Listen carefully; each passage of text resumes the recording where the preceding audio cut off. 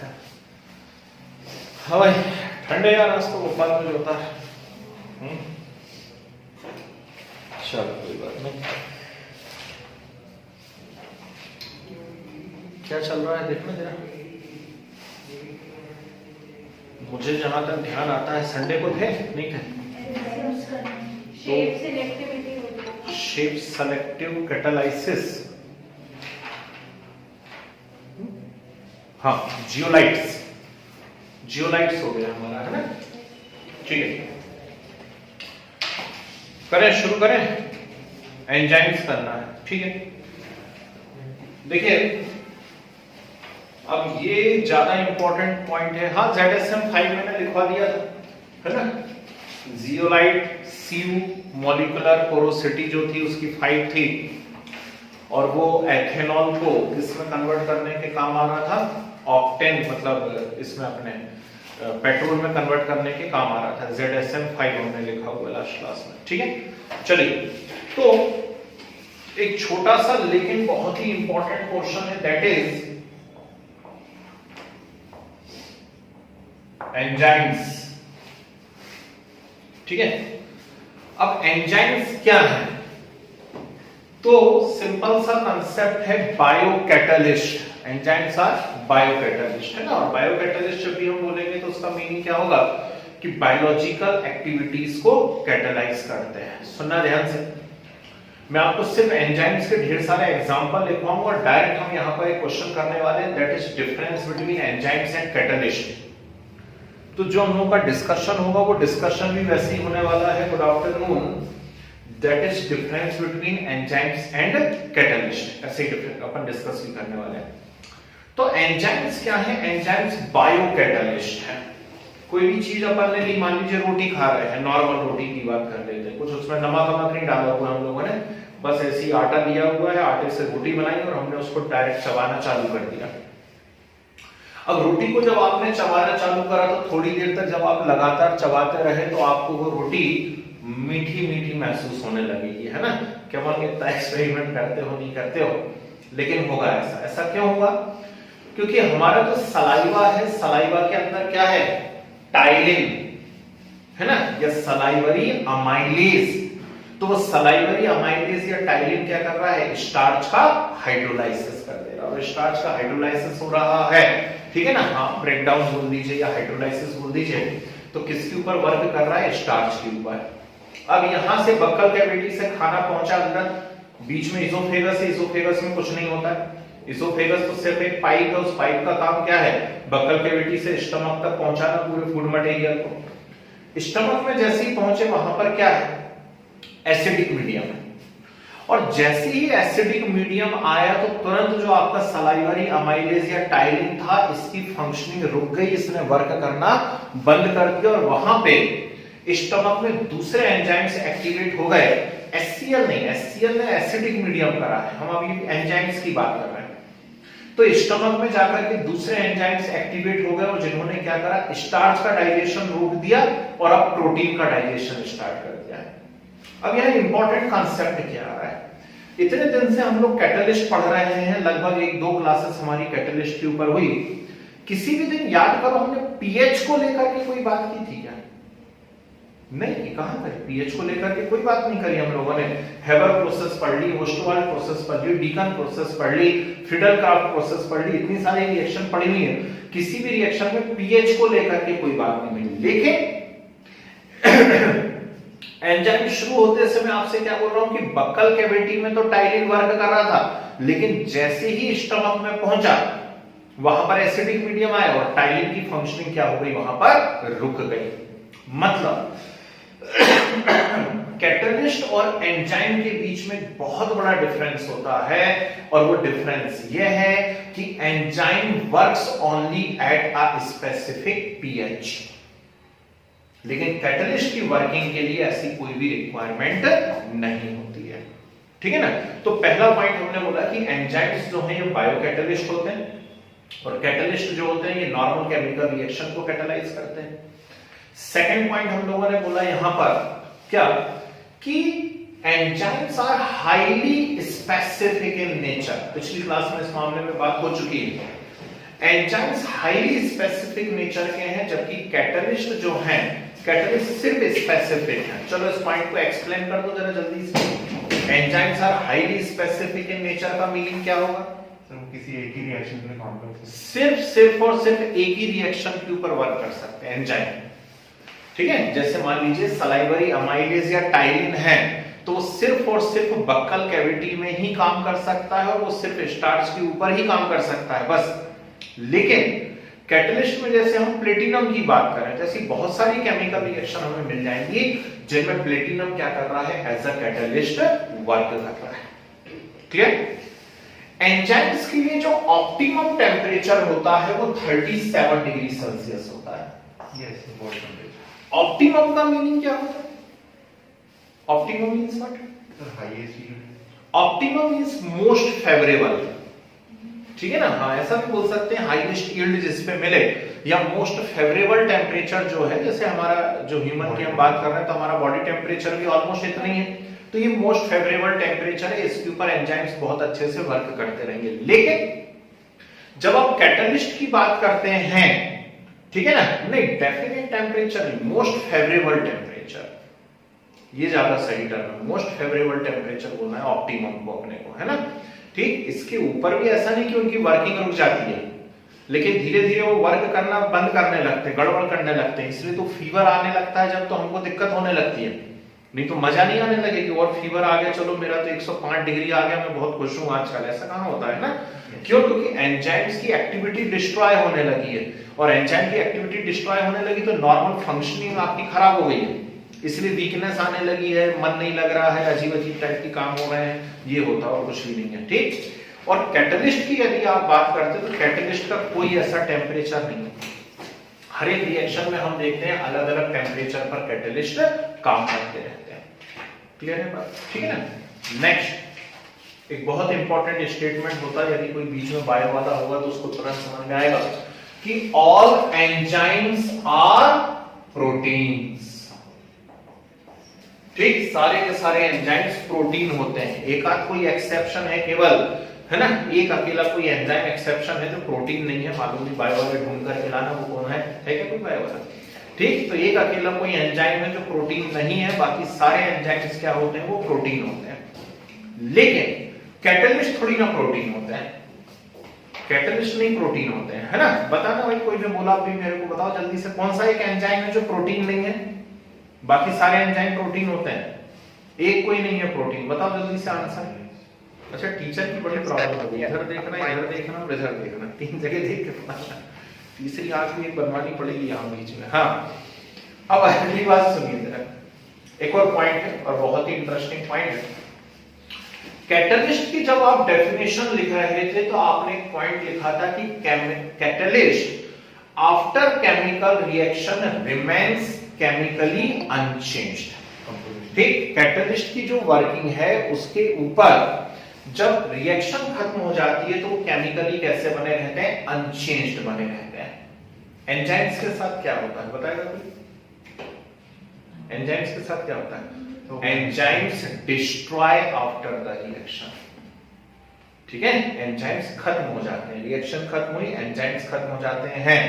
ठीक, ribozyme, ribozyme नाम का आया है कोई एंजाइम, यहां पे एक आंसर आया है, राइबोजाइम प्रोटीन नहीं है, ऐसा? ठीक है, कहां क्या काम करता है राइबोजाइम? भाई मुझे कुछ नाम सुना तो नहीं लग रहा है, क्या काम करता है ये भी बताओ। चलो नाम बताया, फंक्शन क्या है उसका, दूसरों को भी पता पड़ेगा। अच्छा पॉइंट, राइबोसोम्स का, राइबोसोम का क्या करता है वो? राइबोसोम का क्या करता है? अच्छा, जाने दो, कुछ पता चला नई डिस्कवरी हो गई, फिर अभी उन लोगों का फोन आ गया, भैया नोबेल प्राइज ले जाओ, आके मैं कहां जा पाऊंगा पीछे उसमें, है ना? ठीक, तो रहने दो, बीच में कोर्स छोड़ के कहां नोबेल प्राइज लेने जा पाऊंगा। तो चलिए इतना काम करते हैं हम लोग, डाइसाइडेटिंग या डायरेक्ट, मुझे लगता है डिफरेंस लिख लोगे तो भी अच्छा रहेगा। ठीक, डायरेक्ट डिफरेंस कर लेते हैं हम लोग, है ना? डाइसाइडेटिंग वाली डिफरेंस, दो कॉलम बनाइए, लेफ्ट साइड लिखिए एंजाइम्स, राइट साइड लिखिए catalyst. Break and formation of, रुको बहुत सारे आंसर आ रहे हैं, break and formation of covalent bond of ribosome. Ribozyme, चलो हो सकता है भाई, अच्छा आंसर है। अब तो कोई बायो वाला स्टूडेंट ही बता सकता है। हाँ कोई बात नहीं। तो दो पॉइंट, दो कॉलम आपने बनाए, लेफ्ट साइड लिखे एंजाइम, राइट साइड लिखे कैटलिस्ट। लिखे एंजाइम में फर्स्ट लिखे these are biocatalyst, these are biocatalyst and catalyze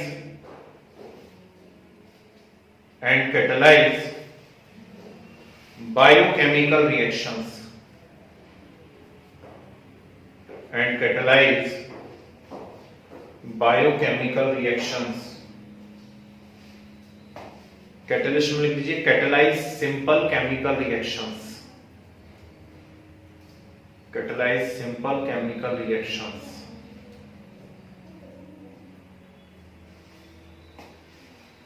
next enzymes में मैंने कहा फर्स्ट पॉइंट था एंजाइम में, enzymes are biocatalyst means catalyse biochemical reactions.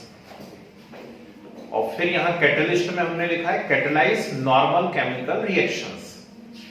ठीक है, नेक्स्ट एंजाइम में लिखिए all enzymes are protein, all enzymes are protein. Catalyst में लिखिए these are not protein,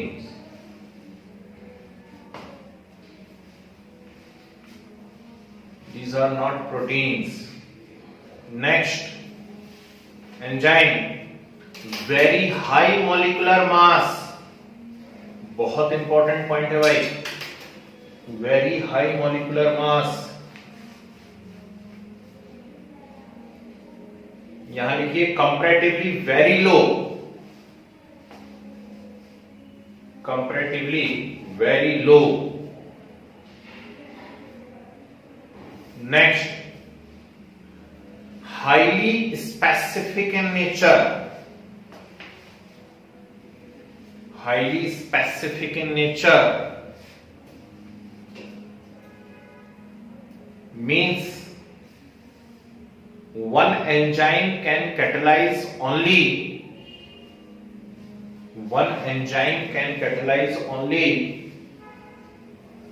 one reaction, one enzyme can catalyze only one reaction। ठीक है, यहां लिखे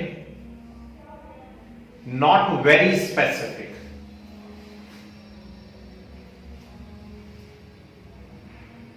हाँ वो तो मैं जानता हूं, राइबोसोम का फंक्शन तो मैं जानता हूं भाई बहुत अच्छे से, ठीक है ना, राइबोसोम का फंक्शन मैं जानता हूं, राइबोसोम के टाइम भी जानता हूं मैं, 40S 60S सब मालूम है ना, ठीक। नेक्स्ट क्या लिखा है यहां पर, नॉट वेरी स्पेसिफिक, ठीक। नेक्स्ट लिखिए work only at a specific pH, enzyme में works only at a specific pH, यहां पे नॉट रिक्वायर्ड जनरली, है ना। अब ये बात अलग है कुछ एसिड की प्रेजेंस में ही होती है, कुछ रिएक्शन बेसिक मीडियम में ही होती हैं, ठीक है ना, लेकिन फिर भी इसमें इतना रिक्वायरमेंट नहीं होता है पीएच का। Next optimum temperature is 37 degree Celsius, याद नहीं रख सको तो ब्रैकेट में लिख लेना मोस्ट फेवरेबल, ऑप्टिमम टेम्परेचर मतलब most favourable is 37 degree Celsius. यहां पर can work even at very high temperature, can work even at very high temperature, ठीक है। नेक्स्ट एंजाइम में destroy after the reaction, destroy after the reaction,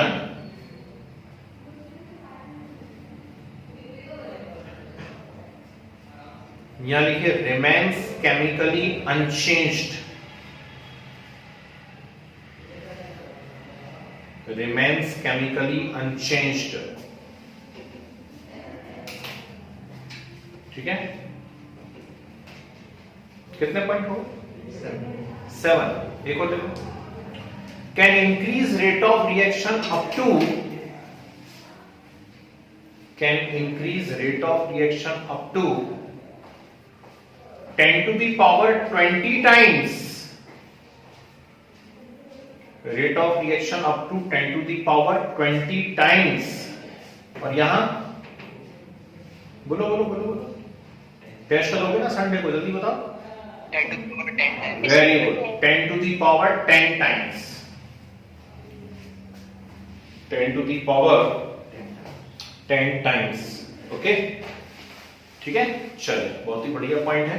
तो ये कुछ comparison या डिफरेंस हुए हैं, है ना, एंजाइम्स और कैटलिस्ट के बीच में. चलो कुछ बढ़िया सा एग्जांपल बता देता हूं मैं आपको. ठीक है, फर्स्ट लिखिए, हाइड्रोलाइसिस ऑफ स्टार्च. खत्म करो उसको. Hydrolysis of starch into glucose. Hydrolysis of starch into glucose, उसके आगे डैश करके लिखे diastase. DIASTASE, diastase.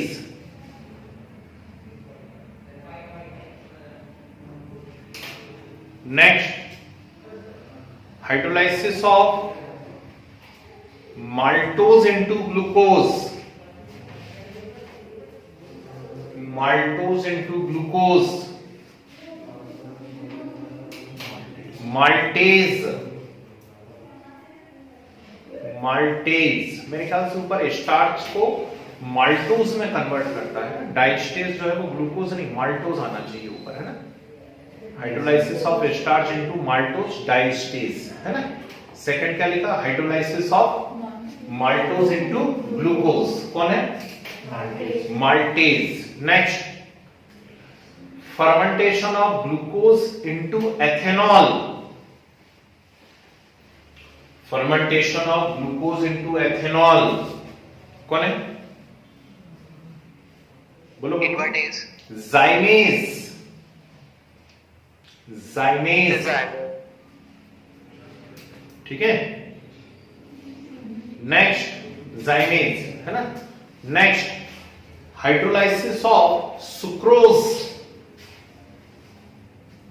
Hydrolysis of sucrose into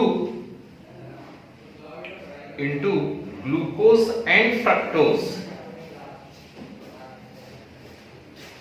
into glucose and fructose. अब बोलो कौन है? बोलिए. Invertase. Invertase, inversion of cane sugar. भूल गए? ठीक है, 8 तारीख को रिजल्ट आएगा तभी याद आएगी लगता है ना. नेक्स्ट लिखे, decomposition of urea into ammonia. Decomposition of urea into ammonia, urease. UREASE, urease. Next, conversion of ethyl alcohol into acetic acid. Conversion of ethyl alcohol into acetic acid.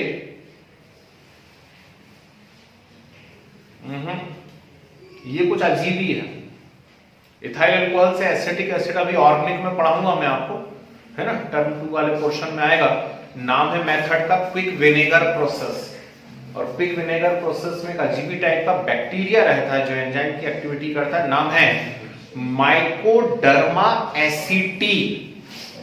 लिखो नाम, mycoderma, MYCODERMA, mycoderma aceti, ACETI, mycoderma एसिटी.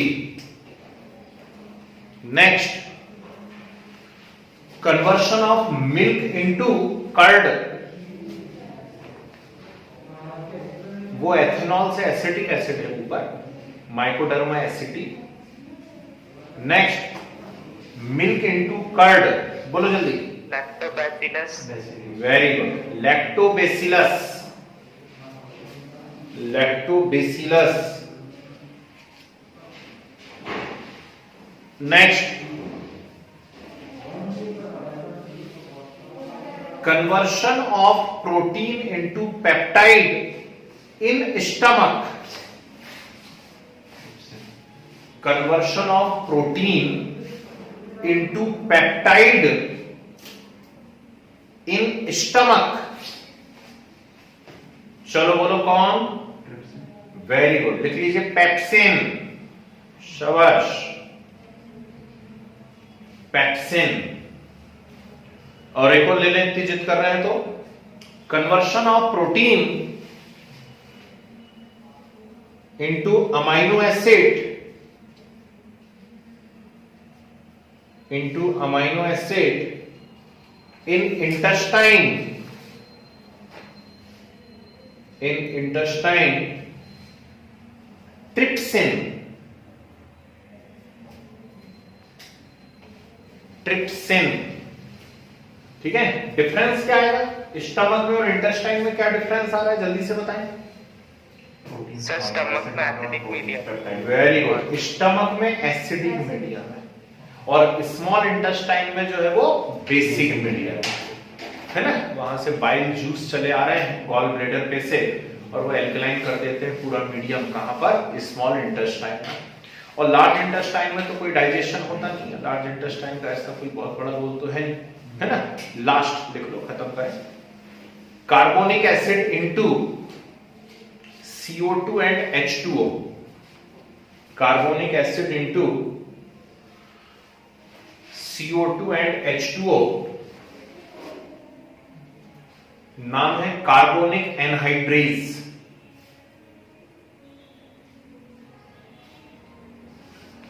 Carbonic anhydrase. ठीक है, आप चाहे तो difference में एक point और लिख सकते हैं कि एंजाइम्स की जो एक्टिविटी है ना, तो उसको लॉक एंड की थ्योरी से एक्सप्लेन किया जाता है। जैसे एक ताले की एक ही चाबी होती है ना, ठीक वैसे ही एंजाइम भी जाकर के क्या हो जाते हैं, उसके अंदर फंस जाते हैं, एक इंटरमीडिएट कंपाउंड बनाते हैं, तो उसको लॉक एंड की थ्योरी से बताते हैं। और कैटलिस्ट के लिए हमने लिखा ही हुआ है मॉडर्न एड्सॉर्प्शन थ्योरी। क्लियर है बात? ठीक, अब जाकर के फिनिश हुआ भाई ये वाला पोर्शन आपका। ठीक, क्या क्या चीजें हम लोगों ने इसके अंदर डिस्कस कर ली हैं, एंजाइम्स देख लिए और जितने जरूरी थे उतने एग्जांपल्स हम लोगों ने यहाँ पर लिख लिए एंजाइम्स के, है ना। क्योंकि ऐसे ढूंढने बैठे हैं बायो वाली बुक में तो अभी 50-60 एग्जांपल और मिल जाएंगे, उतनी रिक्वायरमेंट है नहीं केमिस्ट्री में, जितनी रिक्वायरमेंट थी वो हम लोगों ने कर लिया। ओके, तो ये पार्ट 1 और पार्ट 2 अब आपका पूरी तरह फिनिश हो गया है। पार्ट 1 के अंदर हम लोगों ने देख लिया है पूरा का पूरा एड्सॉर्प्शन रिलेटेड सारे कांसेप्ट्स मैंने बता दिए हैं आपको।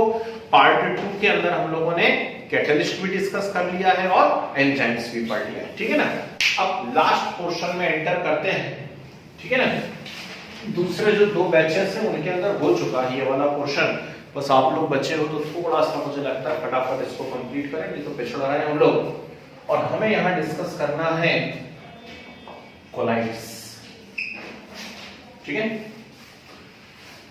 बहुत ही प्यारा इंटरेस्टिंग पोर्शन है कोलाइड, थोड़ा सा बड़ा पार्ट भी है, एड्सॉर्प्शन और कैटलिस्ट दोनों को मिलाकर के भी इससे भी बड़ा पोर्शन है कोलाइड, लेकिन बड़ा सिंपल है, मजा आने वाला है इसको पढ़ने में, है ना। तो 11th जब हम पढ़ा करते थे, लगभग सबने पढ़ा हुआ है 11, तो उसमें याद करिए गैसियस स्टेट यूनिट आती थी। और गैसियस स्टेट यूनिट के अंदर जब हम लॉज लिखते थे अलग अलग, Boyle's law, Charles law, Manton's law, Gay Lussac law, ideal gas equation, Dalton's law, तो इसके बाद एक और लॉ आता था, नाम था ग्राहम्स लॉ, ठीक। उसको हम पढ़ते थे ग्राहम्स लॉ ऑफ डिफ्यूजन, याद आ रहा है कुछ, ठीक। और क्या था उसका मैथमेटिकल फॉर्मूलेशन, जल्दी से बोल के बताओ ग्राहम्स लॉ ऑफ डिफ्यूजन का। R is proportional to under root of 1 by T. Rate of diffusion of gases is inversely proportional to square root of density. ठीक है, थोड़ी पढ़ाई चालू करो, IIT भी पास आ रहा है ना। तो rate of diffusion of gases is inversely proportional to square root of density. ये होता था ग्राहम्स लॉ ऑफ डिफ्यूजन, ठीक है। तो ये बताने के पीछे रीजन क्या है? ये बताने के पीछे रीजन ये है कि जो ग्राहम अंकल थे उन्होंने अपनी लाइफ मैक्सिमम डिफ्यूजन के ऊपर ही बिताई है।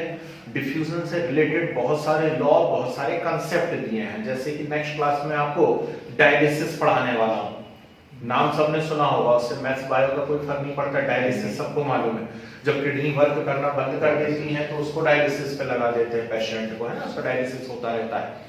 ठीक, तो उसका भी किसने डिस्कवरी करा हुआ है? ग्राहम ने डिस्कवरी करा हुआ है। काय पर बेस्ड है? डिफ्यूजन पर बेस्ड है। समझे बात को? तो ग्राहम ने क्या करा, बहुत ध्यान से सुनना भाई, बहुत इंपॉर्टेंट चीज है और जितना सुनोगे उतने फायदे में रहोगे। उसने सिंपल डिफ्यूजन एक्सपेरिमेंट किए।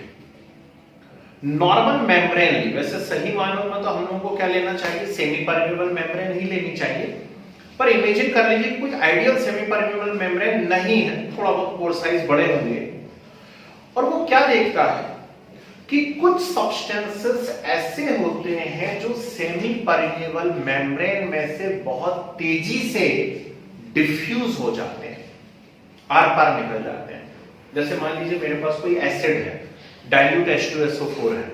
अब डाइल्यूट H2SO4 है, मैंने एक मेम्ब्रेन के ऊपर डाइल्यूट H2SO4 को डाला, और जब मेम्ब्रेन के ऊपर डाइल्यूट H2SO4 को डाला तो वो क्या होगा? नेचुरल बात है ना, वो तो आर पार निकल जाएगा, नहीं निकल जाएगा। ठीक, NaCl का डाइल्यूट सॉल्यूशन बना करके डालूंगा, निकल जाएगा, होगा ऐसा। So some substances rapidly diffuse through the membranes and these substances were known as crystalloids. क्या नाम दिया इसको उन्होंने? क्रिस्टेलॉइड्स नाम दिया। अब यहां से मैं आज के बाद जब भी क्रिस्टेलॉइड बोलूंगा तो आप सुनना तो क्रिस्टेलॉइड, लेकिन आपके दिमाग में मालूम क्या उठना चाहिए? True solution. क्या? True solution. तो क्रिस्टेलॉइड से यहां पर मीनिंग क्या है? ट्रू सॉल्यूशन मीनिंग है ना। ठीक, तो क्या बोलता है? Some substances rapidly diffuse through the membrane, तेजी से आर पार निकल जाते हैं। ठीक, ये पहला उसका ऑब्जर्वेशन था। सेकंड ऑब्जर्वेशन उसने क्या देखा? बहुत ही मजेदार सा ऑब्जर्वेशन है। मौसम बहुत अच्छा हो रहा है, बढ़िया बादल बादल है, बारिश हो रही है, भजिए का प्रोग्राम हो ही जाता है ऐसे मौकों पे घर पे अक्सर, जलेबी का भी कभी कभी प्रोग्राम हो जाता है ना। और जलेबी बनते समय हम देखते हैं कि वो एक ऐसा कपड़ा लेते हैं, उसके अंदर उसका पूरा मटेरियल डालते हैं और नीचे थोड़ा सा होल करते हैं और फिर उसको यूं करने लगते हैं। अच्छा, वो होल नहीं करें और फिर ऐसा ऐसा करें तो बाहर आने वाला है क्या माल? नहीं ना, बस यही बात हो रही है। Some substances not diffuse through the membrane. बहुत ज्यादा प्रेशर यदि लगाएंगे, बहुत ज्यादा प्रेशर लगाएंगे तो हो सकता है थोड़ा बहुत हल्का फुल्का ऊपर ऊपर आ जाए, लेकिन बाकी निकलता है क्या? नहीं निकलता है। तो कुछ सब्सटेंसेस बहुत रैपिडली डिफ्यूज हो रहे हैं, लेकिन ये अभी मैंने एक एग्जांपल आपको बताया जलेबी बना करके, ये डिफ्यूज हो रहा है क्या मेम्ब्रेन में से? नहीं हो रहा है। और जो सब्सटेंसेस मेम्ब्रेन में से डिफ्यूज नहीं हो रहे थे उसे उसने क्या नाम दिया? कोलाइड्स नाम दिया। क्या नाम दिया? कोलाइड। यहीं से हम शुरुआत कर रहे हैं अपने पोर्शन के चैप्टर की। So on the basis of diffusion, Thomas Graham classified substances into two categories. First is crystalloid, those which rapidly diffuse through the membrane, and second is colloid, those which not diffuse through the membranes. Is it clear? Colloid ही क्यों कहा उसने? तो उसको ये substance initially जब उसने discover करा था, अब तो नए नए बहुत सारे एग्जांपल आ गए हैं, लेकिन जब उसने डिस्कवर करा था तो उसको ये सारे के सारे सब्सटेंस कोलाओइड्स लगे थे। क्या लगे थे? ये कोलाओइड्स लगे थे। अब ये क्या बता है भाई? कोलाओइड्स। कोला से मतलब होता है ग्लू लाइक। क्या होता है? Glue like. और ऑइड्स से मीनिंग क्या होता है? अपीयरेंस। ठीक, so glue like appearance, all the substances having glue like appearance, उसने इनिशियली जब डिस्कवर करा। अब आप कहोगे कि यार स्मोक भी तो है, स्मोक को भी हम कोलाइड कंसीडर करते हैं, ह्यूमिडिटी को भी हम कोलाइड कंसीडर करते हैं, इनका कहां ग्लू लाइक अपीयरेंस है? एलॉय को हम कोलाइट कंसीडर कर लेते, कहां ब्लू लाइक अपीयरेंस है, तो अब बहस नहीं कर सकते। वो तो इनिशियली जिन चीजों को उसने एक्सपेरिमेंट करे, नाम एक सजेस्ट कर दिया, ठीक। तो गाढ़े चिपचिपे मटेरियल, थिक विस्कस मटेरियल जो उस समय उसको मिले, उसने क्या नाम दिया यहां पर, उनको कोलाइट नाम दिया। आइए यहां तक बात समझ, भूलेंगे तो नहीं, ये क्वेश्चन बनेगा, ध्यान रखना, ये बहुत इंपॉर्टेंट क्वेश्चन है। और ठीक है, अब हमें क्या करना है, कैसे इस पोर्शन में हम लोग आगे बढ़ेंगे। तो पहली जो बात और पहली जो चीज हम लोग डिस्कस करने वाले हैं वो है colloidal state is an intermediate state. बहुत इंपॉर्टेंट क्वेश्चन और यदि सब्जेक्टिव होने वाला है उसके लिए तो ये बड़ा ही इंपॉर्टेंट है कि कोलाइडल स्टेट को क्या कंसीडर किया जाता है, इंटरमीडिएट स्टेट। क्या होता है मैं बता रहा हूं। उसके बाद हम करेंगे क्लासिफिकेशन ऑफ कोलाइड, फिर मैं बताऊंगा आपको प्रिपरेशन ऑफ कोलाइड, प्रिपरेशन के बाद उसका प्यूरिफिकेशन, प्यूरिफिकेशन के बाद प्रॉपर्टी, और चैप्टर खत्म। इतना बड़ा क्वेश्चन है ना। तो आज पहला जो हम क्वेश्चन डिस्कस करने जा रहे हैं वो है colloidal state is intermediate state. क्यों ऐसी टर्म यूज करते हैं हम लोग, इंटरमीडिएट, किसकी इंटरमीडिएट है, क्या ऐसा हो गया, ठीक है। तो इसे हटा रहा हूं, टर्म याद रखना है ना, अभी नोट्स बनाएंगे तब लिख लेंगे हम लोग, ठीक है। तो इससे मैं हटा देता हूं जी। कुछ कह रहे हैं सर? हाँ जी, इस पार्ट से कुछ न्यूमेरिकल है? क्या बोल रहा है भाई साहब? न्यूमेरिकल, इस पार्ट से कुछ न्यूमेरिकल? इस पार्ट में आएंगे, कैटलिस्ट में तो कोई न्यूमेरिकल है ना, इस पार्ट में आएगा ना न्यूमेरिकल, तो अभी हम थोड़ा सा दूर है। जब प्रॉपर्टी ऑफ कोलाइड में पढ़ाऊंगा उस समय गोल्ड नंबर हम पढ़ेंगे, गोल्ड नंबर में न्यूमेरिकल आएंगे तो करेंगे अपन लोग, है ना। कैटलिस्ट में कोई न्यूमेरिकल नहीं है भाई, ठीक है। चलो तो यहां पर देखते हैं, और कैटलिस्ट के जो न्यूमेरिकल है वो केमिकल काइनेटिक्स में हम कर चुके हैं, एक्टिवेशन एनर्जी वाले, इस चैप्टर में नहीं है जी। तो मैंने क्या कहा, मैंने कहा colloidal state is intermediate state. तो नाम से ये तो समझ में आ गया कि किन्हीं दो चीजों के बीच की है। किन दो चीजों के बीच की है, चलो मैं डायरेक्ट बताता हूं। यहां देखिए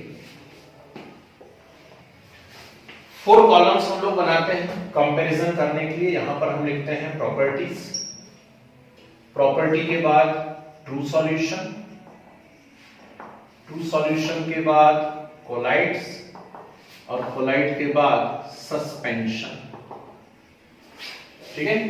इनके बीच में हम यहां पर कंपेयर करने जा रहे हैं। क्या क्या लिखा हुआ है, प्रॉपर्टी लिखी हुई है, फिर ट्रू सॉल्यूशन लिखा हुआ है, फिर कोलाइड लिखा हुआ है, फिर सस्पेंशन लिखा हुआ है, ठीक है जी। अब मैं उल्टा पढ़ाऊंगा हमेशा। आपकी बुक में जो लास्ट पॉइंट दिया रहता है वो मेरा हमेशा फर्स्ट पॉइंट रहता है, दैट इज एग्जांपल्स। इससे आपको सोचने की एक डायरेक्शन मिलती है। यदि एग्जांपल पहले से हमारे को क्लियर है तो डायरेक्शन मिल जाएगी कि आखिर हमें सोचना किस डायरेक्शन में है ना।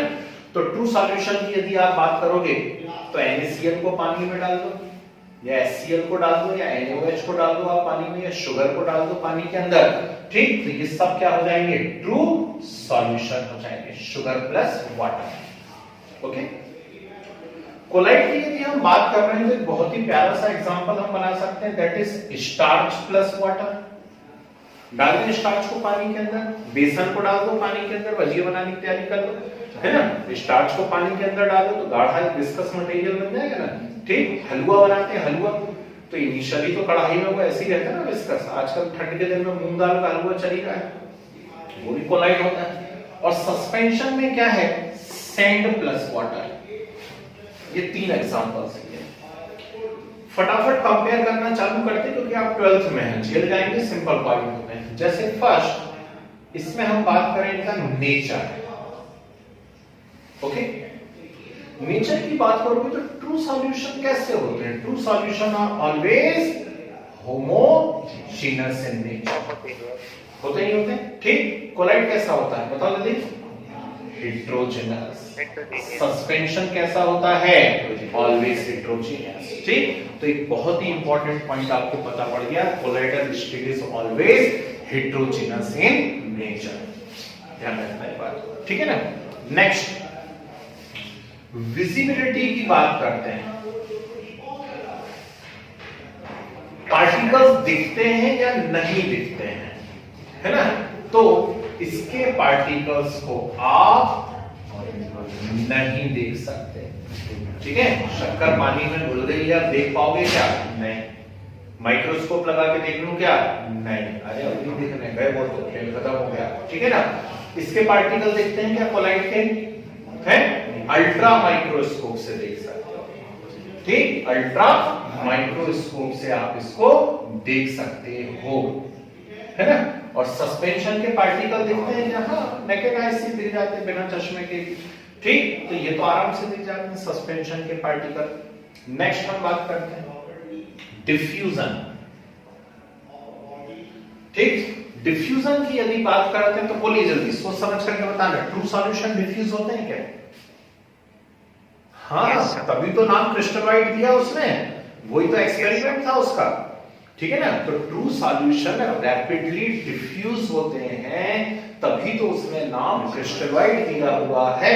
ये तो बेसिस था क्लासिफिकेशन का, तो बहुत रैपिडली डिफ्यूज होते हैं। कोलाइड डिफ्यूज होते हैं क्या? नहीं। सस्पेंशन डिफ्यूज होते हैं क्या? नहीं। क्लियर है बात, ठीक। इनका सॉल्यूशन दिखता कैसे है? बहुत ही प्यारा सा पॉइंट है भाई, मुझे ऐसा याद आ रहा है सभी एक आध साल पहले किसी एग्जाम के अंदर पूछा गया, ये जो पॉइंट मैं बताने जा रहा हूं, इनका सॉल्यूशन दिखता कैसे है? True solution are generally transparent. कैसे होते हैं? ट्रांसपेरेंट होते हैं ट्रू सॉल्यूशन, ठीक। ये कैसे होते हैं? ट्रांसल्यूसेंट होते हैं, ठीक। और ये कैसे होते हैं? जल्दी से बोल दो। ओपैक। कैसे होते हैं? ओपैक होते हैं, ओके।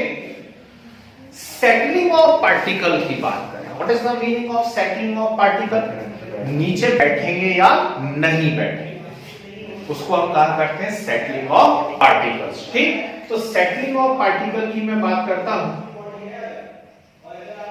बोलिए ट्रू सॉल्यूशन में पार्टिकल में होती क्या सेटलिंग? नहीं, है ना, ठीक। वो तो घुल गया गया, शक्कर पानी में यदि घुल गई तो घुल गई, फिर तो अब आप उसको फ्रिज में रख दें, गाड़ी चाशनी है उसको नीचे बैठा लें, वो एक अलग प्रोसेस है। लेकिन नॉर्मल कंडीशन में पार्टिकल्स की सेटलिंग नहीं होती। इसमें हो जाती है क्या? नो सर, होती है? नो चलो सर। याद करो अभी के अभी क्या लिखा है, पढ़ के बताओ। सेंट्रीफ्यूगेशन।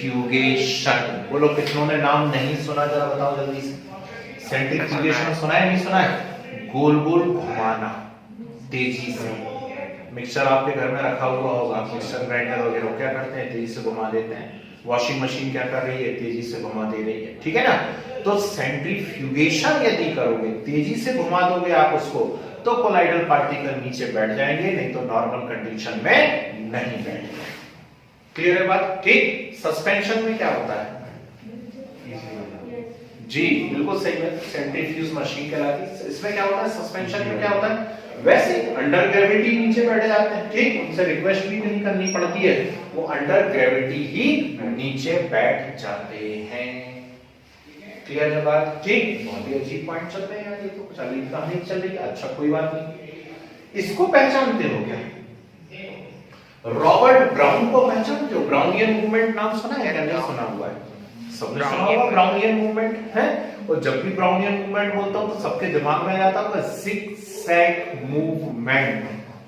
सुना है? नहीं सुना है तो पढ़ेंगे, इस चैप्टर के अंदर हम लोग पढ़ेंगे, अंदर जाएंगे। देखो कितने सारे आंसर आ रहे हैं। जिगजैग मोशन, बिल्कुल सही बात है। जिगजैग मोशन या जिगजैग मूवमेंट को हम क्या कहते हैं? Brownian movement. ट्रू में होती है क्या? नहीं, ठीक, ट्रू में नहीं होती है। ब्राउनियन मूवमेंट नहीं होती है ट्रू में। कोलाइड में होती है क्या? है? यस, कोलाइड की ही तो कैरेक्टरिस्टिक है, ठीक। कोई भी कोलाइड तभी तक कोलाइड होता है जब तक उसके अंदर क्या हो रही हो? Brownian movement. यदि उसकी ब्राउनियन मूवमेंट को आपने रोक दिया तो फिर वो कोलाइड नहीं रह जाएगा। आइए नहीं बात समझ में, ठीक। तो ब्राउनियन मूवमेंट होता है, कोलाइड का कैरेक्टरिस्टिक होता है। सस्पेंशन में होता है क्या? बोलो जल्दी से। है? हो भी सकता है और नहीं, दोनों बातें होती हैं। हो भी सकता है, नहीं, ठीक है ना। तो ये पॉइंट ध्यान रखना है आपको। चलो एक और पॉइंट भैया ने अभी कहा, आप लोगों तक आवाज नहीं पहुंची होगी, क्या कहा इन्होंने? टिंडल इफेक्ट, ठीक। बोलो, ये तो आप फिजिक्स में पढ़ ही लिया होगा, पढ़ा? फिजिक्स में नहीं पढ़ा होगा? Tyndall effect. और टिंडल इफेक्ट क्या था? Scattering of particles, scattering of light, है ना, स्कैटरिंग ऑफ लाइट, उसको हमने क्या बोला हुआ है? टिंडल इफेक्ट बोला हुआ है? ट्रू सॉल्यूशन में होता है क्या टिंडल इफेक्ट? नहीं, ट्रू सॉल्यूशन में टिंडल इफेक्ट नहीं होता है। कोलाइड में होता है क्या? कोलाइड में ही तो होता है, कोलाइड में ही तो होता है, blue colour of sky, visibility of path of projector light, torch light, ये सब टिंडल इफेक्ट के एग्जांपल हैं। और ये सब किसके अंदर होते हैं? कोलाइड के अंदर, कैरेक्टरिस्टिक है कोलाइड की, ठीक है। इसमें होता है क्या? सस्पेंशन में है, हो भी सकता है और नहीं भी हो सकता। नहीं होता। क्लियर? बहुत अच्छे पॉइंट डिस्कस कर, 7-8 पॉइंट लिख डाले हम लोगों ने इंक्लूडिंग एग्जांपल। तो क्या हमें उस क्वेश्चन का आंसर मिल गया कि colloidal state is intermediate state? क्यों है इंटरमीडिएट स्टेट बताओ? क्योंकि उसको बीच में लिखा है इसलिए इंटरमीडिएट स्टेट है। तो उसको मैं इस तरफ लिख देता तो फिर कोई और इंटरमीडिएट हो जाती। ऐसा होता है उससे कन्वर्ट कर सकते हैं। क्या कर सकते हैं भाई साहब? सर मतलब को इनकी प्रॉपर्टीज चेंज करके हम उसको ट्रू सॉल्यूशन में शायद बदल सकते हैं। चलो सुनो, बहुत ही इंपॉर्टेंट सी बात है, ध्यान से सुनिएगा। जिस पॉइंट के कारण इंटरमीडिएट स्टेट कहते हैं वो तो मैंने बताया ही आपको, क्योंकि वो पहले बता देता तो इंटरेस्ट खत्म हो जाता, फिर बाकी पॉइंट पढ़ने का मतलब ही नहीं रहता। क्वेश्चन अभी ऐसा कैसा वहीं पे बैठा हुआ है कि why colloidal state is known as intermediate state, है जी। तो यहां देखिए सबसे इंपॉर्टेंट पॉइंट आता है, that is size of particles. क्या आता है? साइज ऑफ पार्टिकल, ठीक। ट्रू सॉल्यूशन में जो पार्टिकल साइज होता है वो लेस देन 1 नैनोमीटर होता है, लेस देन 1 नैनोमीटर। सस्पेंशन में जो पार्टिकल साइज है वो मोर देन 1000 नैनोमीटर होता है, ठीक है। तो बताओ कोलाइड में कितना होता है? 1 to 1000 नैनोमीटर। और इस पॉइंट को आप घोट लीजिए और बताइए अपने आप को कि since the size of colloidal particle is in between true solution and suspension, that's why it is known as intermediate state। अब गुस्सा दिमाग के अंदर बस नहीं, ठीक। तो ये क्वेश्चन एक इंपॉर्टेंट क्वेश्चन है भाई, पहले बहुत पूछा करते थे। अब पिछले 2-3 सालों से क्या गड़बड़ हो गई थी? पिछले 2-3 सालों से इस चैप्टर को ऑब्जेक्टिव चैप्टर घोषित कर दिया गया था, तो इस चैप्टर में से सिर्फ एमसीक्यू आया करते थे, है ना। तो एमसीक्यू आया करते थे, सवाल ही नहीं उठता इतना सब लिखने के बाद, कोई कोई एक बीच के पॉइंट पूछ लिया करते थे। अब फिर से यदि आपका सब्जेक्टिव होना है तो नेचुरल बात है, फिर तो अच्छा क्वेश्चन है, प्यारा क्वेश्चन है, ठीक। तो चैप्टर की इस पोर्शन की शुरुआत साउंड में एक अलग ही चैप्टर मानते हैं हम तो कोलाइड को, ठीक है। तो हमने पहले देखा क्रिस्टलॉइड्स क्या होते हैं, फिर देखा कोलाइड क्या होते हैं, फिर नेक्स्ट पॉइंट हमने डिस्कस करा कि कोलाइडल स्टेट को हम इंटरमीडिएट स्टेट क्यों कहते हैं। क्लियर है बात? पहले हम इतना निपटा लेंगे प्रोग्राम, तब हम जाकर के नेक्स्ट क्वेश्चन पर आते हैं, है ना। तो चलिए शुरू करते हैं। दैट इज सेंटर हेडिंग वाली जरा बढ़िया तरीके से। कोलाइड। सर जी भाई साहब बोलिए। सर हम लोग की ऑफलाइन कब चालू होगी? होगी, चिंता नहीं करो, बहुत जल्दी, अच्छे दिन आने ही वाले हैं। बस डालो हेडिंग सेंटर हेडिंग कोलाइड। बहुत बुरा पढ़ा था ऑनलाइन में मैं, तो देखिए on the basis of diffusion experiment,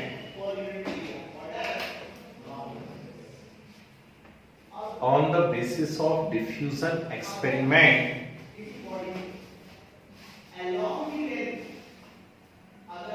Thomas Graham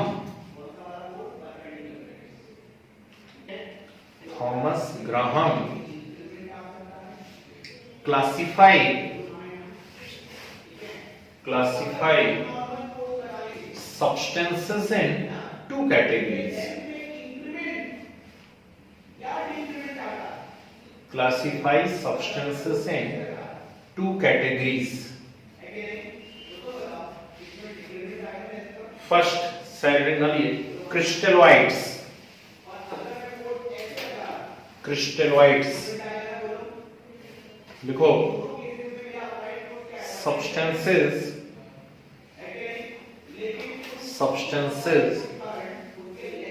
which rapidly diffuse through the membranes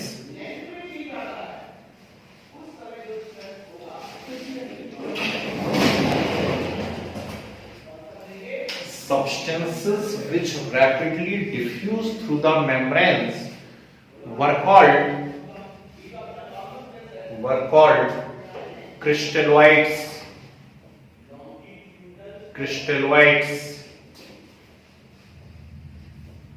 small bracket में लिख लीजिए true solution, true solution. Example लिख लीजिए, सॉल्यूशन ऑफ शुगर,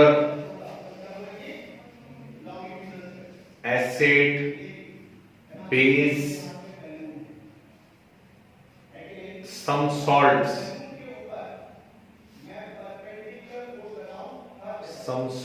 some क्यों लिखवा दिया? क्योंकि लगभग सारे सॉल्ट जो है वो वाटर सॉल्युबल तो है नहीं ना, वो सस्पेंशन भी बना लेते, प्रेसिपिटेट बना लेते कुछ तो है ना, ठीक। लेकिन एसिड बेस तो ऑलमोस्ट सॉल्युबल ही, वाटर सॉल्युबल, इसलिए हमने सम सॉल्ट लिख लिया। ओके, नेक्स्ट स्टडी कर ली कोलाइड्स। लिखिए substances which not diffuse through the membranes, substances which not diffuse through the membranes, which not diffuse through the membranes were called colloids.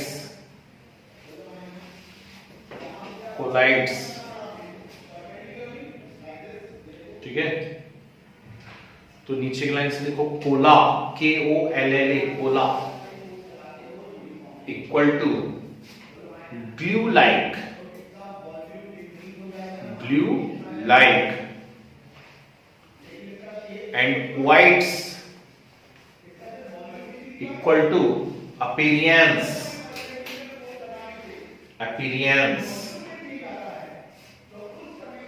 तो arrow बना के लिखिए, so according to Thomas Graham,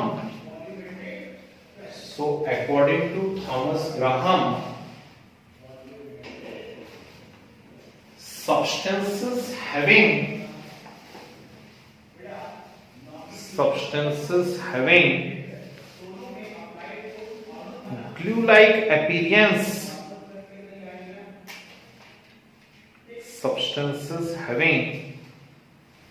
glue-like appearance, were called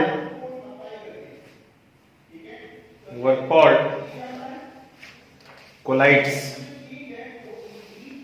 Substances having glue-like appearance were called colloids। Okay, ठीक, अच्छी बात है। साइनोनिमली colloidal state is intermediate state।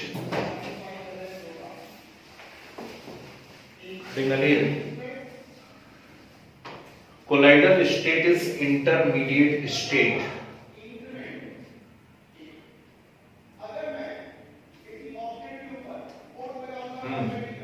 चार column बनाएंगे। फर्स्ट सबसे छोटा रहेगा, उसमें प्रॉपर्टी, बाकी के तीनों इक्वल साइज के, ट्रू सॉल्यूशन, कोलाइड्स, सस्पेंशन।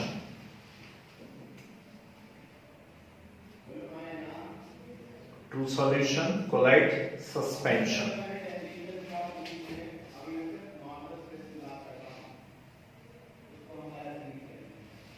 चलिए बढ़िया है। तो फर्स्ट प्रॉपर्टी लिखिए एग्जाम्पल।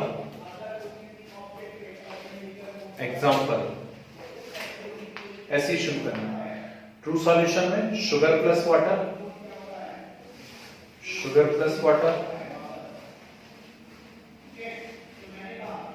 कोलाइड में स्टार्च प्लस वाटर,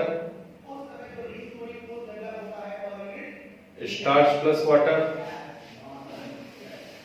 सस्पेंशन में sand plus water, sand plus water, ठीक है। Next nature, nature true solution homogeneous, बाकी दोनों heterogeneous, heterogeneous. Next diffusion, diffusion लिखिए ट्रू में particles diffuse rapidly, particles diffuse rapidly.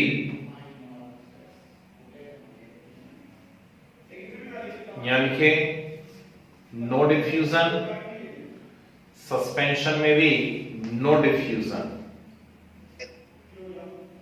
Collide में no diffusion, suspension में भी no diffusion. Next visibility of particle,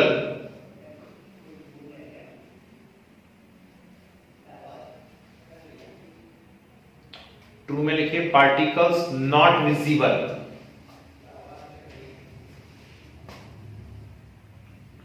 particles not visible. यहां लिखिए can be seen by ultra microscope, can be seen by ultra microscope. यहां can be seen by naked eyes, can be seen by naked eyes. Next filtration, छानेंगे, filtration. बोलो छानोगे true solution को? Not possible, not possible. Colloid को छान लोगे? दिन भर छान रहे हो कंटिन्यूअसली 24/7, कहां? किडनी में, ठीक। ब्लड को छान रहे नहीं छान रहे, किडनी के अंदर कौन सी प्रोसेस होती है, क्या नाम है उसका? अल्ट्रा फिल्ट्रेशन, ठीक है। तो कोलाइड में लिखिए बाय अल्ट्रा फिल्ट्रेशन, है ना। बोर्ड पे भी डिस्कस करना भूल गए थे, इसलिए अलग से बता दिया बाय अल्ट्रा फिल्ट्रेशन। यहां क्या बोलोगे? ऑर्डिनरी फिल्टर पेपर, जरूरी पेपर हो, ऑर्डिनरी फिल्टर भी लिख सकते हो, ऑर्डिनरी फिल्टर्स, ठीक है। Next appearance, appearance true solution में लिखेंगे ट्रांसपेरेंट, ट्रांसपेरेंट। कोलाइड में translucent, suspension opaque, opaque. Next settling of particles,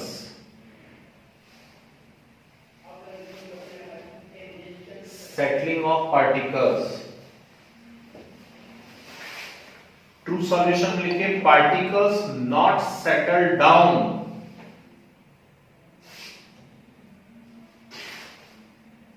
particles not settle down,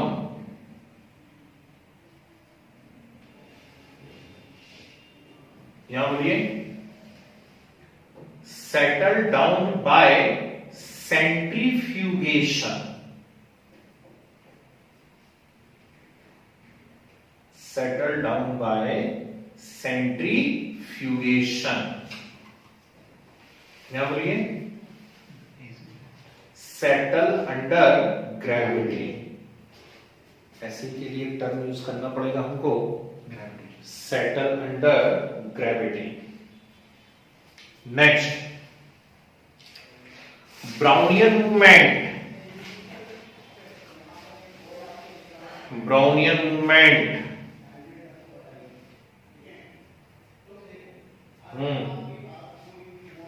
true solution, हाँ जी, not show. True solution not show, होती होगी पर दिखती नहीं है, ठीक है, क्योंकि वो पार्टिकल्स की तो जिगजैग मूवमेंट है, जब पार्टिकल ही नहीं दिख रहे तो ब्राउनियन कहां से दिखेगी, है ना? नॉट शो, इसमें दिखती है। यस, क्या लिखोगे? हाँ, रुको, तो यस नहीं लिखना, क्या लिखोगे? कैरेक्टरिस्टिक। कोलाइड में लिखो कैरेक्टरिस्टिक। बहुत बड़ी बात है ब्राउनियन मूवमेंट का होना, ठीक। और सस्पेंशन में मे और मे नॉट शो। सस्पेंशन में मे और may not show. Next, come on, Tyndall effect. Tyndall effect, बोलिए। सेम टू सेम, ऊपर जो पॉइंट लिखे हुए हैं। ट्रू सॉल्यूशन में नॉट शो, कोलाइड में कैरेक्टरिस्टिक, और सस्पेंशन में मे और मे नॉट शो। कितने पॉइंट हो गए? सारे कवर हो गए? हो गए सारे कवर हो गए, ठीक है। चलिए, तो अब सबसे इंपॉर्टेंट कितने हो गए पॉइंट? हाँ, मतलब सबसे इंपॉर्टेंट पॉइंट ही बचा, बाकी तो हो गए ना कवर, ठीक। डालिए सैनिटी में, क्यों डिफ्यूजन वाला पॉइंट लिखिए, नहीं लिखिए? लिखिए ना, ठीक है ना। तो लिखिए अब सबसे important point, size of particles. Size of particles,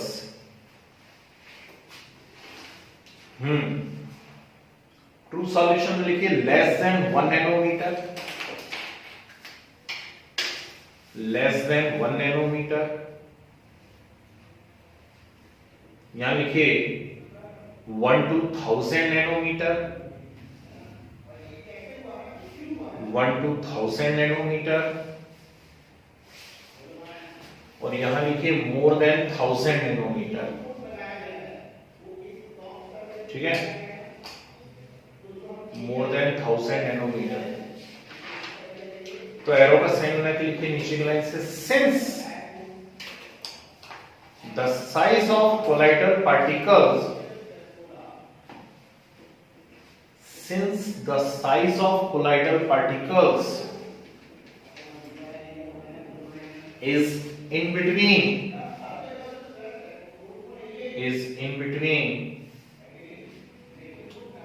true solution and suspension, true solution and suspension, that's why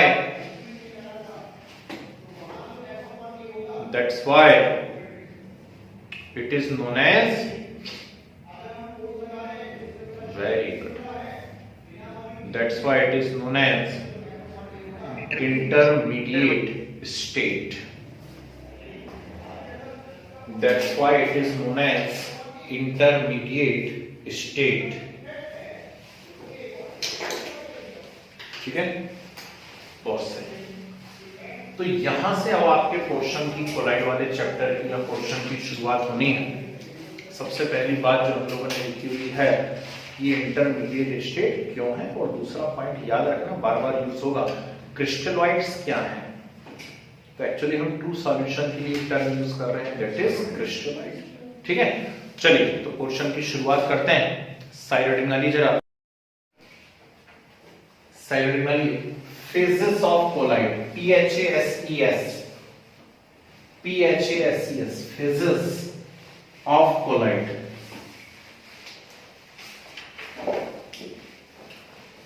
सुनो भाई ध्यान से,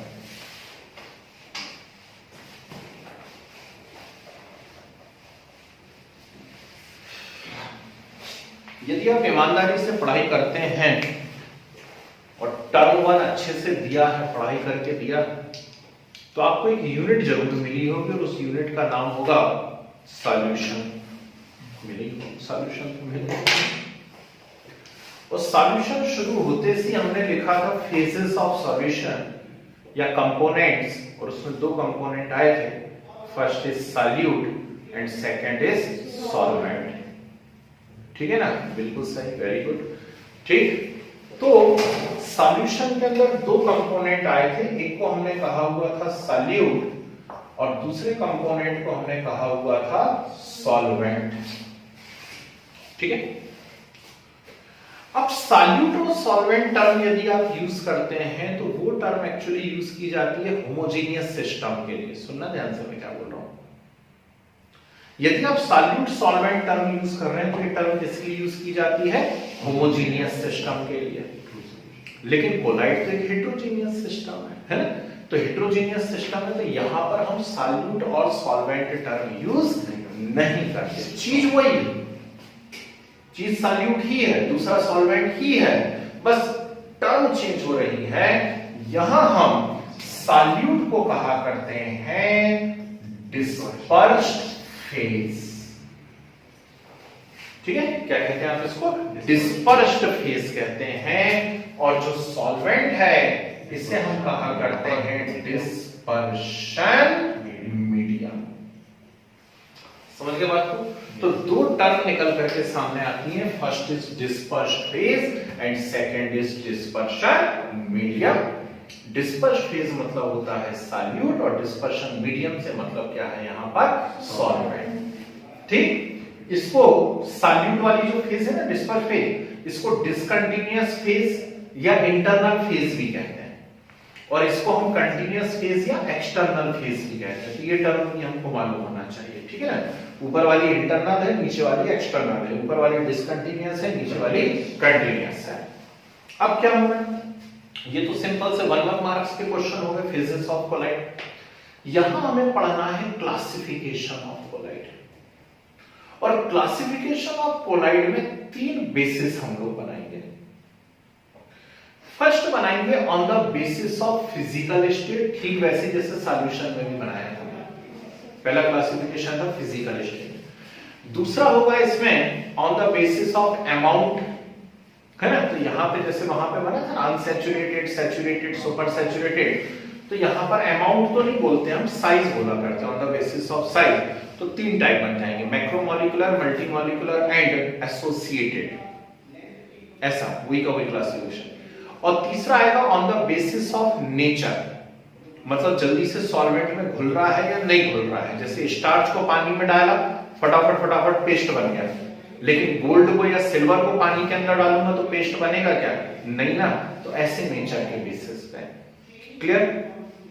कैसे क्वेश्चन आएंगे अभी कुछ बोल नहीं सकते भाई, क्योंकि पार्ट तो इंपॉर्टेंट है, लेकिन अब पूरा चार्ट बनाने को आपको आएगा, या कोई 1 मार्क्स के कोई छोटे छोटे क्वेश्चन पूछेंगे, अभी तो सीरियसली कोई नहीं मालूम हमें पूछना कैसे है ना।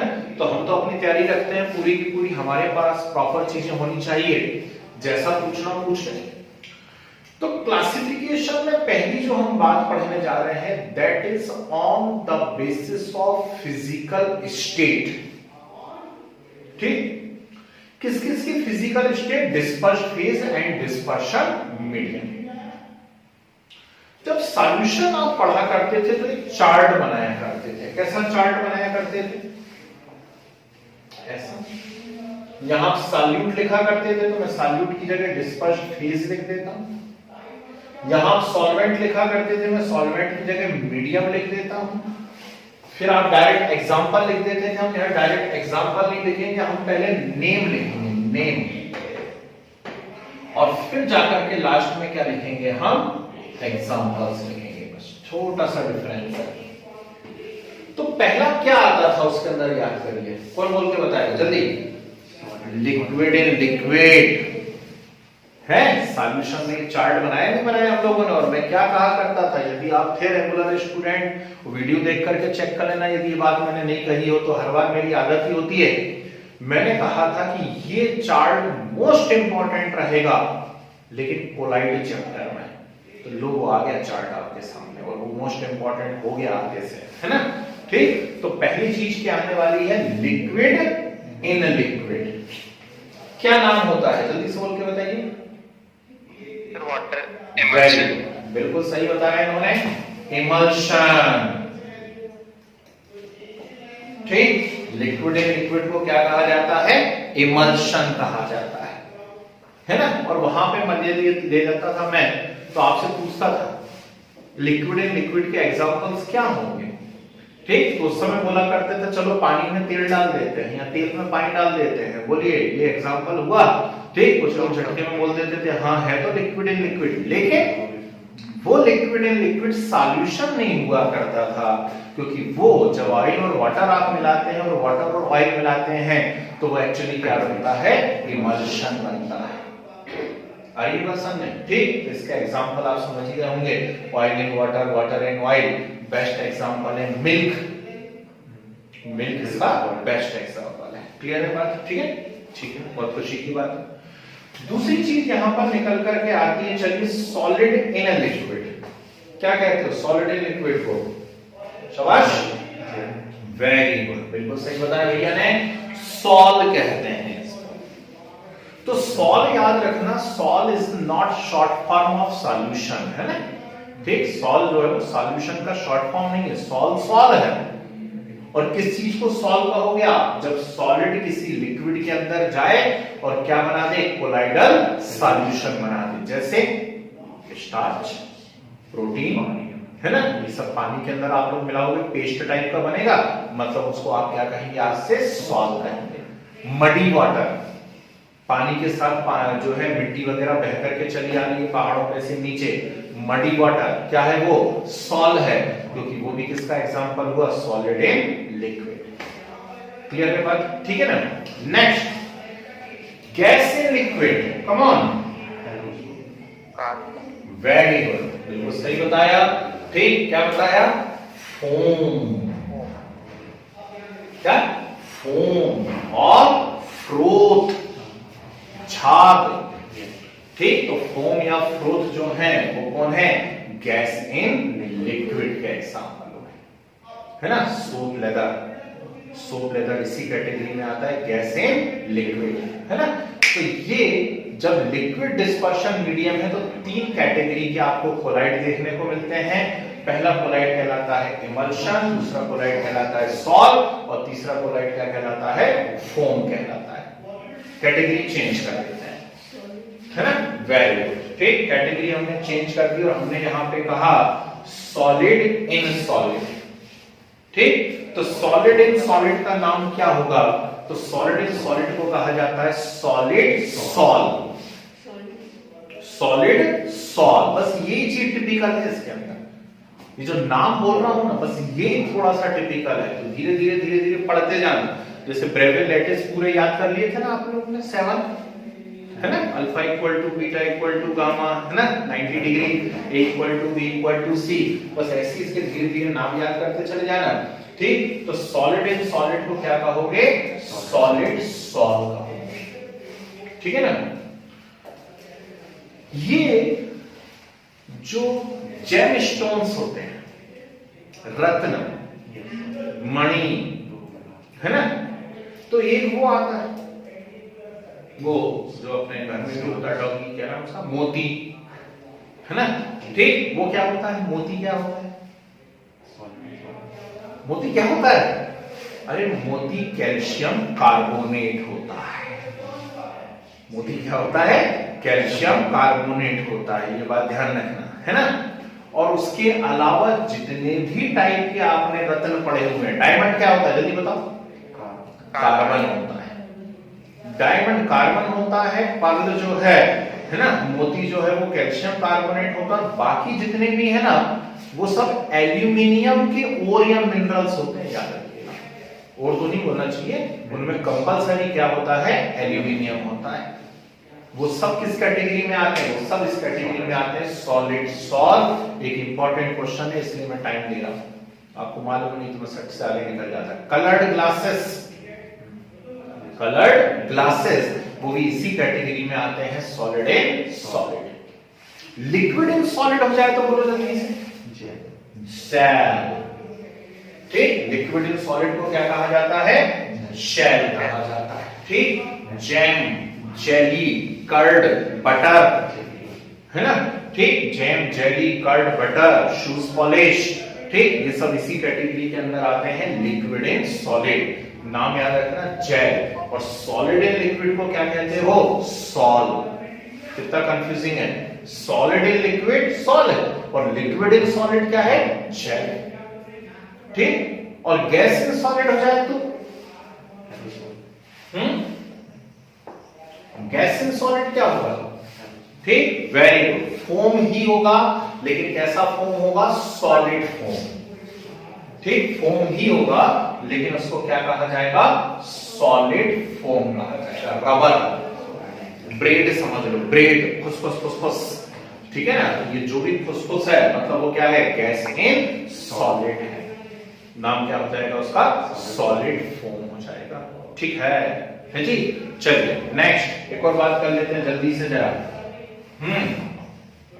गैस इन, और sorry, liquid in gas, liquid in gas. अब बोलो क्या नाम बोल रहे थे? एरोसॉल। ठीक, लिक्विड इन गैस को क्या कहते हो? एरोसॉल। इसके लिए ज्यादा अच्छा टर्म यूज होता है लिक्विड एरोसॉल, है? तो वाटर वेपर्स जो हैं एयर के अंदर, ठीक, वो बढ़िया एग्जांपल है किसका? लिक्विड एरोसॉल का, है? जो बारिश के दिन हो हल्के हल्के, और किसी उसमें हम झुरमुट में मतलब पेड़ों में से या किसी और नेशनल फॉरेस्ट में से जा रहे हैं, कुछ हो रहा है, तो देखिएगा वो पेड़ों के बीच में से लाइट आती है, कैसी कैसी बिखरती हुई आती है, हल्की हल्की ओस गिर रही है, बड़ा ही सुंदर अनुभव होता है। वो क्या हो रहा है? स्कैटरिंग ऑफ लाइट हो रही है, मतलब टिंडल इफेक्ट हो रहा है। और टिंडल इफेक्ट क्यों हो रहा है? क्योंकि वहां पर क्या है? Liquid in gas. ठीक है ना? वो एक ऐड आना बंद हो गया, पहले बहुत चलता था, फॉग, है ना? और वो अंकल बोला करते थे फॉग मतलब बिना गैस वाला। ठीक, जबकि केमिस्ट्री में तो पहले ही एग्जांपल होता है कि लिक्विड इन गैस का मतलब ही होता है फॉग। ठीक, लिक्विड इन गैस का मतलब ही होता है फॉग। फॉग कोई बिना गैस वाला हो सकता है क्या? नहीं, बिना गैस के फॉग कहां से होगा भाई, है ना? इसकी वो कंपनी बंद हो गई आजकल लगता है। ठीक, तो liquid in gas, fog, mist, insecticide spray, बादल, है ना? ये सब क्या है? ये सब लिक्विड एग्जांपल। ठीक, और सॉलिड इन गैस कर दें तो, जल्दी बोलो, सॉलिड इन गैस कर दें तो, हाँ, सॉलिड एरोसॉल। क्या कहोगे? Solid aerosol. ठीक, आप कितनी कोशिश कर लें, प्योर एयर नहीं हो सकती हमारे पास, है ना? आप घर के अंदर ही कितना ही क्लोज घर हो, दरवाजे लगा करके रखो, किसी रूम को आप खाली छोड़ दो, खोलो ही मत 10-15 दिन, बाद में आप आकर के देखोगे तो उसमें धूल मिलेगी आपको चीजों के ऊपर। कहां से आ गई? मतलब है, डस्ट है। ठीक, तो बस डस्ट है मतलब क्या है? Solid aerosol.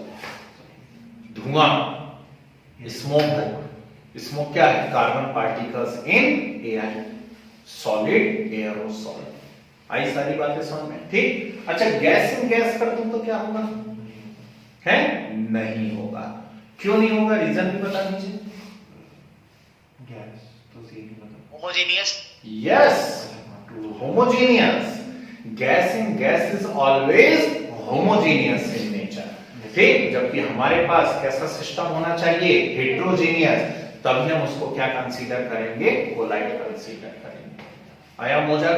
समझ में आई बातें? चलो फटाफट नोट्स बनाते हैं जरा, है ना? क्योंकि भयंकर जब से इंपॉर्टेंट चार्ट है, जल्दी जल्दी लिखेंगे नहीं तो समय कम पड़ जाएगा। डायलिटिंग फेजेस ऑफ कोलाइड। ठीक, लिखिए, colloidal system is heterogeneous system. Colloidal system is heterogeneous system and consist following two phases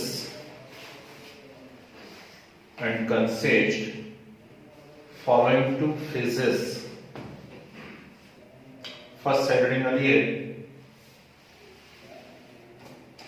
dispersed phase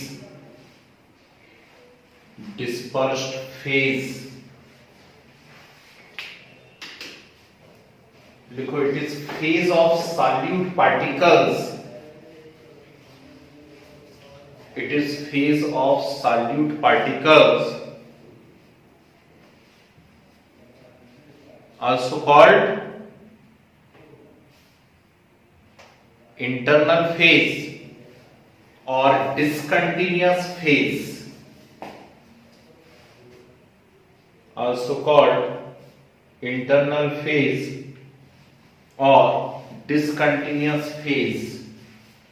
ठीक है, नेक्स्ट हेडिंग आइए, डिस्पर्शन मीडियम, डिस्पर्शन मीडियम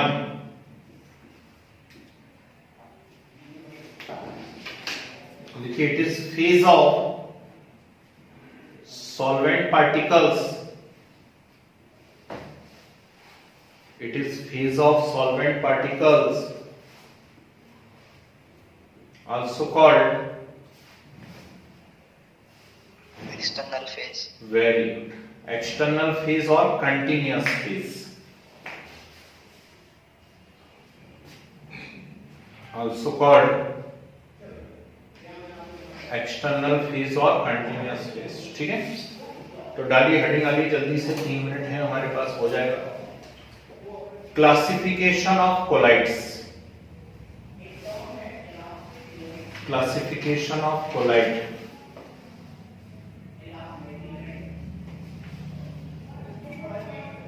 इसमें फर्स्ट हेडिंग है, on the basis of physical state of phase,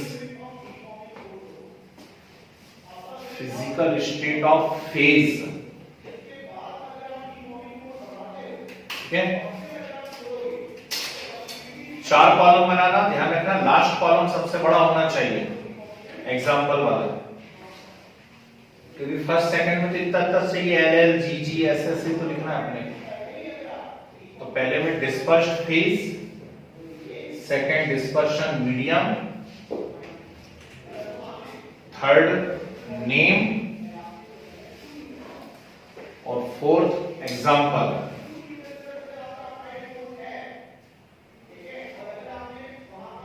ठीक है जी, बोले, लिखो फर्स्ट लिक्विड इन लिक्विड, नाम इमल्शन, इमल्शन एग्जाम्पल लिख सकते हैं आप, milk,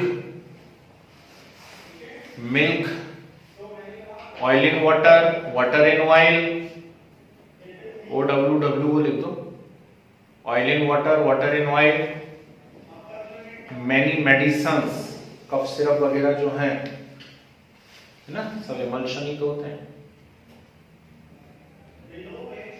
next solid in liquid, solid in liquid नाम लिखिए सॉल, सॉल, ठीक, एग्जांपल लिख लीजिए, starch, protein in water, starch, protein in water, muddy water, muddy water, metal sol, muddy water, metal sol, है ना, ठीक। बहुत सारे पेंट्स वगैरह जो है वो भी इसी कैटेगरी में आ जाएंगे, पोतने के काम जो आते हैं, ठीक, many paints. Next gas in liquid, gas in liquid नाम है फोम, फोम, ठीक, एग्जांपल लिख लीजिए soap leather, soap leather, whipped cream, WHIPPED, whipped cream, ठीक है। फोम को फ्रोथ भी कहा जाता है, कभी कभी ध्यान रखना, फ्रोथ भी कह सकते हैं। Next solid and solid, solid and solid, solid sol, solid sol, example gemstones, colored glass, gemstones, colored glass, alloy, alloy. Next, liquid and solid,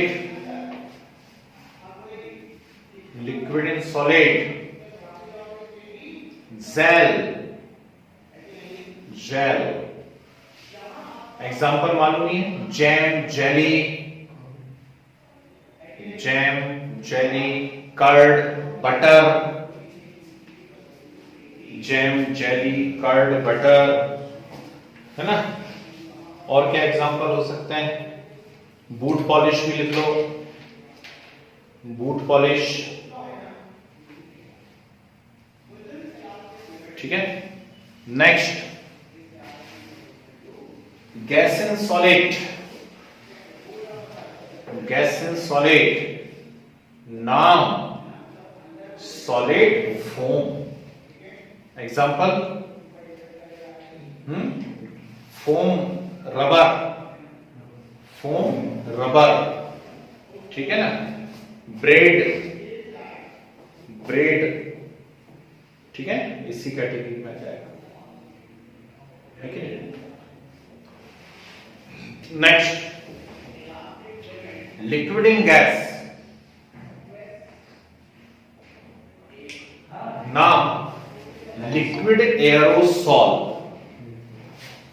liquid in gas नाम है लिक्विड एरोसॉल, एग्जाम्पल बोलिए fog, mist, cloud, fog, mist, cloud, insecticide spray या normal spray,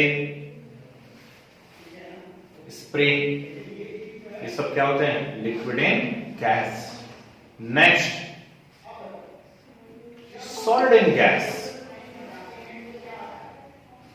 solid in gas, क्या example होंगे solid in gas के, dust, अच्छा नाम नहीं लिखा है, सॉरी, नाम लिख लो सॉलिड एरोसॉल,